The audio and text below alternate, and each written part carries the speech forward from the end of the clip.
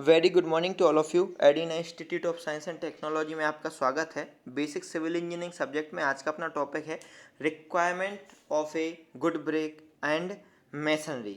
ठीक है, तो जो मतलब अपन जब ब्रेक का यूज़ करते हैं, ब्रेक वर्क करते हैं, तो अपन को उसमें कैसी रिक्वायरमेंट होती है ब्रिक्स की, मतलब कैसी ब्रिक्स अपन को ज़रूरत पड़ती है उसमें यूज़ करने के लिए। तो अपन सबसे पहले बात करते हैं रिक्वायरमेंट ऑफ गुड ब्रेक। इसमें अपन की जो गुड ब्रेक होती है उसको एक good brick should utilise bricks which are hard, well burnt and tough with uniform colour, shape and size, है ना। मतलब जो गुड ब्रेक होती है उसका जो शेप होना चाहिए वो प्रॉपर रेक्टेंगुलर होना चाहिए, उसको स्टैंडर्ड साइज होनी चाहिए 19 centimetre bye 9 centimetre bye 9 centimetre, बहुत अच्छी तरह वेलवेंट होनी चाहिए, मतलब बहुत अच्छी तरह पकी हुई होना चाहिए ब्रिक्स को, उसकी काफ़ी अच्छी टफनेस होनी चाहिए, प्रॉपर हार्ड होनी चाहिए ब्रिक को, एनफ हार्ड जितनी अपन को ज़रूरत है। उसका यूनिफॉर्म कलर, मतलब सभी का एक सा कलर होना चाहिए। जैसे डीप रेड कलर होता है ब्रिक्स का, तो प्रॉपर डीप रेड कलर होना चाहिए किसका, जो गुड क्वालिटी की ब्रिक्स होती है जो अपन ब्रिक वर्क में यूज़ करते हैं। नेक्स्ट अपन बात करें तो the brick should be compact, brick को कॉम्पैक्ट होना चाहिए, होमोजीनियस होना चाहिए and free from any cracks and defects, bricks में कोई भी क्रैक्स या डिफेक्ट्स नहीं होना चाहिए। नेक्स्ट अपन बात करते हैं good brick work should have maximum compressive strength and durability, जो ब्रिक है उसकी जो कंप्रेसिव स्ट्रेंथ है वो मैक्सिमम होनी चाहिए। मतलब जैसे अपन बात करें उसकी जो क्षमता है, जो कैपेसिटी है कंप्रेसिव स्ट्रेंथ, जैसे जो गुड क्वालिटी की ब्रिक्स है, जो अच्छी ब्रिक्स है, उसकी जो कंप्रेसिव स्ट्रेंथ होती है वो होती है 105 किलोग्राम पर सेंटीमीटर स्क्वायर, तो होनी चाहिए। एंड प्रॉपर उसको ड्यूरेबिलिटी उसकी मैक्सिमम होना चाहिए। नेक्स्ट बात करें a good brick work should have maximum resistance to weathering, जो अच्छी ईंट होती है, जो गुड ब्रिक होती है, उसमें जो एटमॉस्फेयर एक्शन का कोई भी प्रभाव नहीं पड़ना चाहिए, मतलब उसमें मैक्सिमम रेजिस्टेंस होना चाहिए वेदर, मौसमी प्रभाव से को रोकने के लिए। ठीक है, तो ये रिक्वायरमेंट होनी चाहिए ब्रिक्स में। नेक्स्ट अपन बात करते हैं तो when brick drop from a height of about 1 metre, अगर अपन किसी ब्रिक को 1 मीटर की हाइट से ग्राउंड सरफेस पे गिराते हैं तो उसको टूटना नहीं चाहिए। ठीक है, जो अच्छी ब्रिक्स होती है। नेक्स्ट बात करें अगर अपन दो ब्रिक्स को लेके आपस में टकराते हैं तो ब्रिक्स को टूटना चाहिए और क्लियर रिंगिंग साउंड उसमें से प्रोड्यूस होना चाहिए। तो ये हैं क्वालिटीज। नेक्स्ट अपन बात करें तो जो नॉर्मली जो ब्रिक्स होती है तो 1 क्यूबिक मीटर में 500 नंबर्स ऑफ ब्रिक्स आनी चाहिए। तो इसका मतलब है कि उसका प्रॉपर शेप एंड साइज और ब्रिक वो अच्छी है जिसका अपन यूज़ कर सकते हैं। तो ये इसकी क्वालिटीज़ या इसकी रिक्वायरमेंट होती हैं जब भी अपन कोई ब्रिक वर्क करते हैं या मैसनरी ब्रिक मैसनरी क्या बनाते हैं, तो उसमें अपन को इस टाइप की ब्रिक्स की आवश्यकता पड़ती है। ठीक है, नेक्स्ट बात करते हैं अपन, ये है ब्रिक। ठीक है, तो आप ब्रिक देख सकते हैं, आप देखिए ब्रिक का प्रॉपर रेक्टेंगुलर शेप होता है, size 19 centimetre bye 9 centimetre bye 9 centimetre इसकी साइज होती है, लेंथ हाइट विड्थ। ठीक है, नेक्स्ट आप देखिए आप ये पॉइंट दिए हुए हैं, अगर जो बीच वाला जो खाली पोर्शन होता है ऊपर ब्रिक्स को, इसको अपन क्या बोलते हैं, इसको फ्रॉग बोलते हैं। क्या बोलते हैं इसको, फ्रॉग। ठीक है, नेक्स्ट अपन बात इसकी साइज होती है 4 सेंटीमीटर बाय 10 सेंटीमीटर।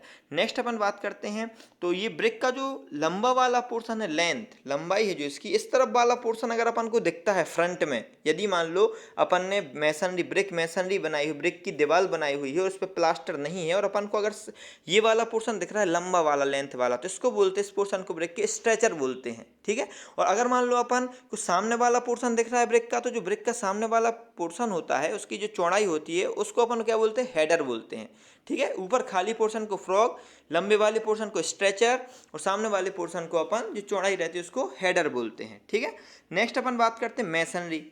मैसनरी क्या होती है, मैसनरी मतलब होता है जुड़ाई करना, है ना, मतलब बॉन्डिंग, बांध के रखना। तो मैसनरी में be defined as the construction of building units bonded together with mortar, मतलब मसाले के द्वारा जो सीमेंट और सैंड का अपन मोटर बनाते हैं, मसाला बनाता है, उसके माध्यम से अपन को जो दीवार खड़ी करते हैं अपन, अगर मान लो ब्रिक की दीवार, ईंट से ईंट को जोड़ के दीवार बनाते हैं तो वो कहलाती है ब्रिक मैसनरी। ठीक है, और अगर मान लो अपन पत्थर से पत्थर की जोड़ाई करते हैं और दीवार बनाते हैं पत्थर की, तो वो कहलाती है स्टोन मैसनरी। दो टाइप्स की होती हैं ये मैसनरी मेनली, है ना। तो ये है मैसनरी।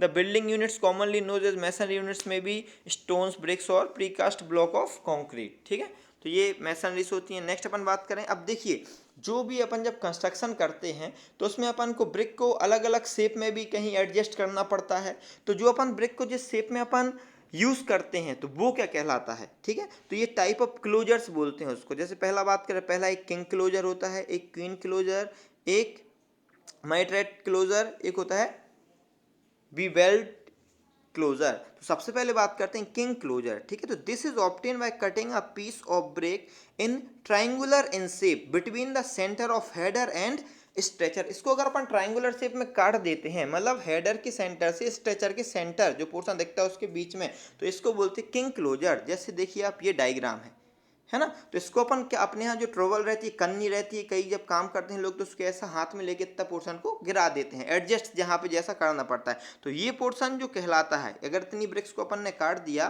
तिरछे में, ट्राइंगुलर शेप में, तो ये कहलाता है किंग क्लोजर। इस पोर्शन को ब्रिक के क्या बोलते हैं, किंग क्लोजर।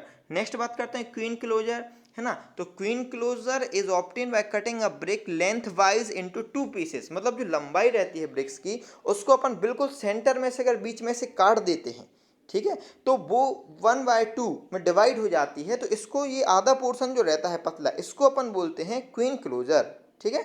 नेक्स्ट बात करते हैं वेट। A portion of brick cut across the width is known as bat, ठीक है।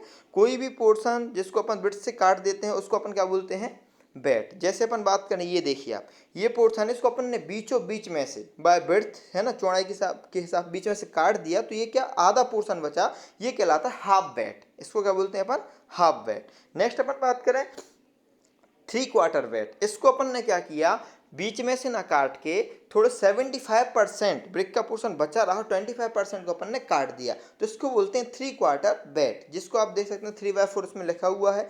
नेक्स्ट बात करते हैं, तो जो टूल्स एंड प्लांट्स हैं जो ब्रिक मैसनरी में यूज होते हैं, ब्रिक मैसनरी मतलब जो अपन ब्रिक से ब्रिक को जोड़ के अपन तैयार करते हैं, बनाते हैं दीवार उसको, तो ये दिए हुए हैं जो अपन को रिक्वायरमेंट्स होती है टूल्स की। जो जैसे ट्रोवल की ज़रूरत पड़ती है जिसको कन्नी बोलते हैं, ब्रिक एक्स की ज़रूरत पड़ती है, लाइन एंड पिन्स, है ना, इनकी। नेक्स्ट स्पिट लेवलिंग करने के लिए, हैमर की ठोकने पीटने के लिए, है ना, मैसनरी स्क्वायर जिसको अपन गुनिया भी बोलते हैं कुछ लोग, है ना, लेवल के लिए प्रॉपर परपेंडिकुलर 90 डिग्री उसको टर्न करने के लिए बॉल को जरूरत पड़ती है ना। और इसको प्लम बॉब लेवलिंग, मतलब प्रॉपर सरफेस से ये देखने के लिए कि प्लम बॉब का यूज़ करते हैं अपन सेंटर के लिए, है ना। तो प्रॉपर इन चीज़ों की ज़रूरत पड़ती है, इंस्ट्रूमेंट है जो यूज़ होते हैं उसमें ब्रिक मैसनरी में। नेक्स्ट बात करते हैं, तो इसमें कुछ बॉन्ड का भी डिटेल देते हैं। हम आपको वैसे पिछले लेक्चर में बता चुके हैं कि 4 टाइप के बॉन्ड होते हैं, stretcher bond, header bond, English bond, Flemish bond, ठीक है। तो ये देखिए, जैसे ये ब्रिक है, अगर ब्रिक का जो लेंथ वाला पोर्शन है, लंबा वाला, वो कहलाता है स्ट्रेचर, और जो ब्रिथ वाला पोर्शन है, चौड़ाई वाला, ये कहलाता है हेडर। तो यदि अपन जब ब्रिक बनाते हैं, यूज़ करते हैं, मान लो दीवार बनाते हैं, उस पर प्लास्टर नहीं करते, और अपन को सामने से देखने पे स्ट्रेचर वाला पोर्शन दिख रहा है ब्रिक का, स्ट्रेचर वाला पोर्शन, तो वो कहलाता है स्ट्रेचर बॉन्ड। और अगर अपन ने ब्रिक से अपन ने वॉल बनाई और अपन को सामने हेडर वाला पोर्शन नहीं दिख रहा है, तो उसको बोलते हैं अपन हेडर बॉन्ड, ठीक है।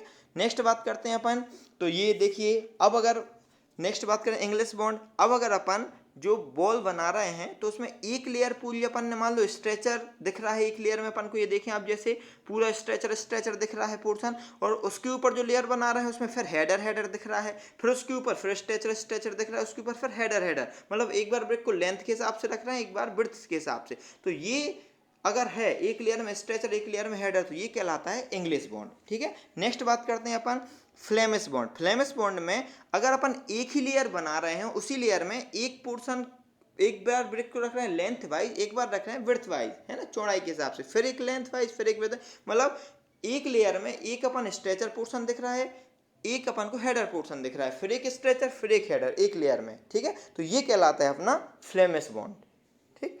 नेक्स्ट अपन बात करें तो एक कंपैरिजन है, comparison between English and Flemish bond, है ना। तो ये भी क्वेश्चन इंपॉर्टेंट है, आ सकता है। तो इंग्लिश और फ्लेमिश बॉन्ड में कंपैरिजन क्या है, डेफिनेशन जैसे हमने आपको बताई दी है कि अगर मान लो एक लेयर में स्ट्रेचर है, एक लेयर में हेडर है, तो वो इंग्लिश बॉन्ड कहलाता है। एक ही लेयर में एक स्ट्रेचर एक हेडर, एक स्ट्रेचर एक हेडर अल्टरनेटिवली है, तो वो कहलाता है फ्लेमिश बॉन्ड, ठीक है।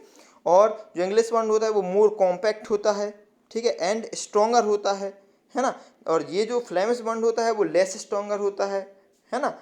एंड कॉम्पैक्ट होता है देन इंग्लिश बॉन्ड। ठीक है, जो इंग्लिश बॉन्ड होता है उसका जो एपियरेंस दिखावा वो ज़्यादा अच्छा नहीं दिखता सामने से। ठीक है, पर जो फ्लेमिश बॉन्ड है वो अट्रैक्टिव रहता है, सामने से देखने में काफ़ी अच्छा एपियरेंस उसका दिखता है।